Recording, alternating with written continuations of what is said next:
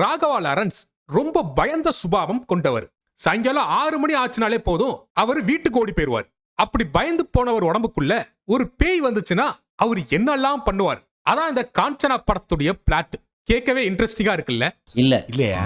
அப்படியே இந்த லக்ஷ்மி படத்துக்கு வந்தோம் அப்படின்னா காஞ்சனா படத்துடைய கதைக்கு அப்படியே ஆப்போசிட்டுங்க. இங்க அக்ஷய் குமார் ரொம்ப தைரியமானவர்.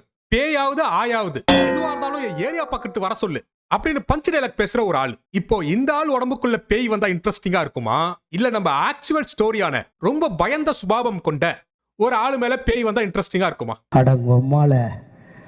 இந்த லக்ஷ்மி படம் எவ்வளவு கேவலமான காரி துப்புன ஒரு படம்னா, நீங்க IMDb ரேட்டிங் ஓபன் பண்ணி பாத்தீங்கன்னா அதுல 10க்கு வெறும் 2.5 மட்டும் தான் கொடுத்திருக்காங்க. அட கழிச்சால போற வைக்கலாம். Thank you, Your Honor. Thank you. 59,000 பேர் ஓட் பண்ணி வெறும் 2.5 ஸ்டார் வாங்கியிருக்கிற இந்த தற்கொலை படம்